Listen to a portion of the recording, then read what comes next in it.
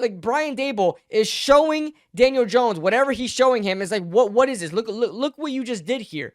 Why didn't you see this? Why didn't you see that? Why did you throw this? And then just throws the tablet and says, I'm done with you. I don't even want to talk to you. Shakes his head and walks away. That's a problem.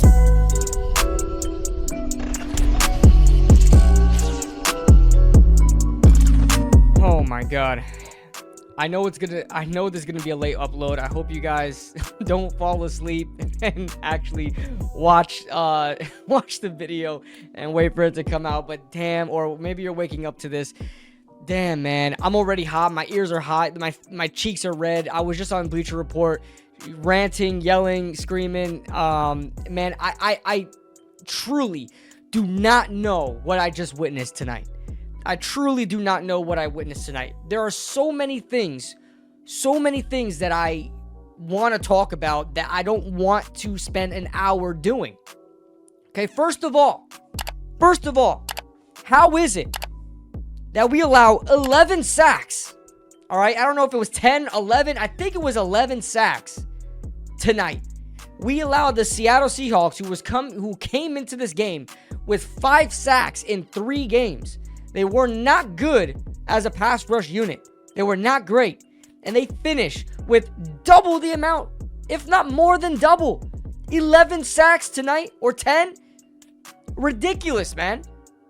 Absolutely ridiculous. The offensive line, I cannot wait to see what PFF is going to post. They were flabbergasted last week with the numbers and the grades from the entire offensive line last week. They're gonna lose their mind grading this offensive line this week. I mean, JMS out, probably the most consistent we had besides Andrew Thomas, who hasn't played. JMS has been the most consistent. He went out with an injury. Ben Bredesen sucked at center, allowing interior pressure, cannot get a punch off the snap. Marcus McKeithen was still ass.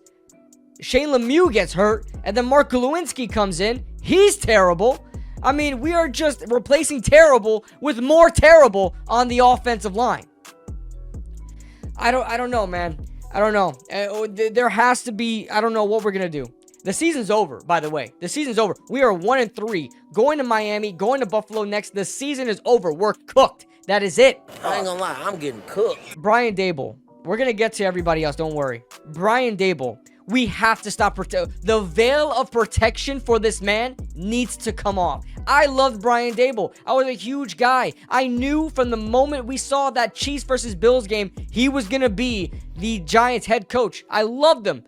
I know he's the savior of the Giants. Let's slow our roll. Brian Dable is far from perfect. He is far from a god. He is far from a veil of protection. If you guys want to protect Daniel Jones, if you guys want to protect all these other players, you can't. You can't, and you cannot protect Brian Dable. You can't do it. All right? He panics under pressure. Him and his coaching staff, he's reliable. He's liable for that. Okay? Panics under pressure. You can talk about the play calling. Is he play calling? Is he not? He's clearly a huge part of the play calling.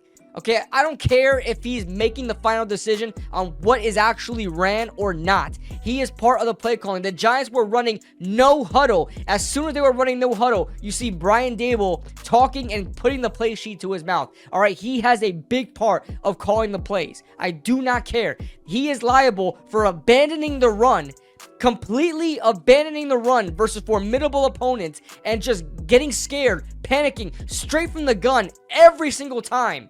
Every single time we're back in the gun and we are unsuccessful every single time. I guess fuck the RPOs, right? Fuck that. Even though that's literally the bread and butter for Daniel Jones, we're just gonna run curl routes and comebacks back to Jason Garrett's offense, and we're gonna run deep, even though we have no time and protection to do so. What the fuck are we doing out here? I asked you, what in the fuck are we doing here? Hell, I don't know. Forget about running the ball. Here's my philosophy, guys. I don't care if we can't run the ball successfully. Run the ball to bring those linebackers in and bring those corners in, and then you can set up play action, set up the RPOs, set up more deep passes, give your offensive line. When you become one-dimensional,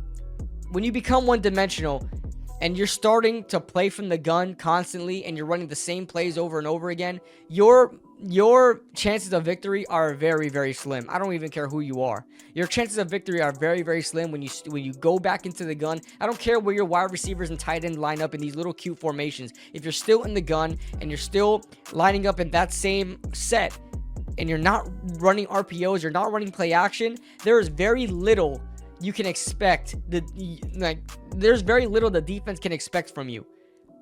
All right? They know exactly what you're going to do. And that's the problem. This offense is very predictable. All right? Devin Witherspoon said it. Daniel Jones stares at, and we're going to go to Daniel Jones now. Devin Witherspoon said in I guess an interview right after the game, Andrew Siciliano posted the quote. He said, "We know that Daniel Jones stares down his first read. We know that." Sacked Daniel Jones 11 times. What were you hearing and seeing out there from them while that was going on? No, we were just trusting the game plan the coach laid out for us. We knew he liked to stare down his first target, so he had his back turned. A lot of guys just win they one-on-one matchups up front, man. Shout out to.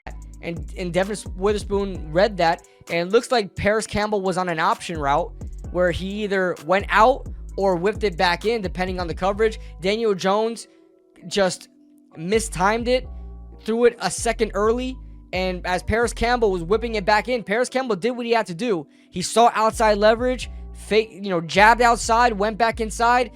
The ball should have been on the inside. You got to read that. It was an option route, and picked it off. I said, and here's another thing about Brian Daboll, man. First of all, the tush push, man. Why are we the only team that cannot do that? Why are we the only team that cannot do that? The tush push. But on top of that, 14-3. We're down 14-3, and whatever quarter it was, doesn't matter. We're down 14 I don't know what the hell just happened with my screen. We're down 14-3. 4th and 1, I believe, or something like that. And you don't go for the field goal there? 14-3, we're not able to move the ball at all. Just live to see another drive. Do not let this drive, if we don't convert, we are going to get demoralized. We have not shown that we can score or convert on 4th down. Now, granted, we converted on 4th down. Daniel Jones gets out the pocket on a rollout, uses his legs, gets the first down. I'm like, oh man, maybe I should eat my words. I said it on Twitter. I want to take the field goal here. Go back down 14-6, live to see another drive, and hopefully get closer to gaining the lead. We go for it on 4th down. We convert the 4th down. Boom, interception, pick 6. We get punished with 7 points, 21-3. Now the game is over. Instead of living to see another drive, boom, just like that, game over. And I know you don't want or expect your quarterback to do that, but those type of things are very, very possible and likely with this team and this quarterback. It's very likely impossible. Daniel Jones has 2 passing touchdowns in this season so far, and they all came in one half. In the rest of the halves of football, no touchdowns, nothing burger, and multiple turnovers. Multiple. So, the offensive line was trash. Daniel Jones was trash. Wan'Dale Robinson, I'm hearing, was just looking for the ball, begging for the ball, throwing his hands up in the air. Can't see him. Can't find a way to see him. We're doing nothing with Darren Waller. What did we trade him for? What did we trade for him for? Jalen Hyatt's not been used. I can understand why he's not been used, but there's you got to throw him on the field a lot more than what you're doing. The defense. The defense, it keeps us in the games, but force some turnovers, man. I know we're asking a lot of the defense, but we're bottom of the league in turnovers. Forget about what the offense is doing. Force some fucking turnovers, man. Do it. Kayvon Thibodeau showed up in this game. I'm happy. He almost had a pick 6. It's very hard. These linemen don't catch the ball anyway. I don't expect that to be oh, you got to catch the ball. I mean, heat of the moment. Momentum was driving you. The ball was just barely out of your reach. I understand that. He had a good game tonight. No problems for me, man. Was a lot better against the run tonight. A lot better setting the edge. Had 2 sacks. Listen, I'm okay with Kayvon Thibodeau today, okay? Dexter Lawrence, even though he was double and triple team all the time, he had a decent game. Leo Williams, outside of fighting with a rookie lineman, rookie third string lineman, he did nothing. He was pushed around.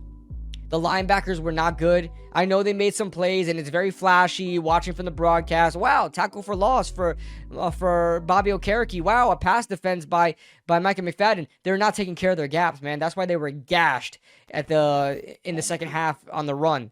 They were gashed because Micah McFadden and Bobby Okereke cannot take care of their gaps. And Bobby Okereke is having a terrible season with the Giants. I mean, he is ass. He's garbage. He can't. That tackle effort on that Noah Fant 51-yard reception was a pitiful effort. I mean, that was garbage. I mean, he looked scared to go after Noah Fant there. He looked scared. He just wanted to push him out of bounds. He did not want to lay the boom. Upsetting. Absolutely upsetting. There may have been things that I missed here, guys. I'm sorry. Brian Dable throwing the freaking Microsoft Surface. Dude, that is an expensive tablet, okay? Expensive tablet. Shows Daniel Jones. Like Brian Dable is showing Daniel Jones whatever he's showing him is like, what is this? Look what you just did here.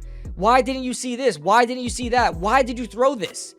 And then just throws the tablet and says, I'm done with you. I don't even want to talk to you. Shakes his head and walks away. That's a problem. That is a problem, okay? That shows that Daniel Jones is at fault. Brian Dable is seeing that Daniel Jones is at fault there. Brian Dable isn't going up to Daniel Jones and saying, oh, I'm sorry. The offensive line is surrendering 10 sacks to you. I'm sorry. That's happening. He's going up to Daniel Jones and holding him accountable, as you guys should too. You guys should hold Daniel Jones accountable too. So that's all I got for you guys today, man. I don't want to lose my voice. I don't want to keep going with this, but I'm going to make more videos throughout the week. The season's over, man. It's over. It's over.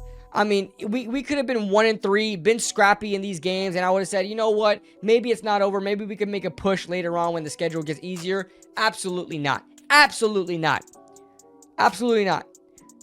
Outside of one half against the Cardinals, we have not been a good football team.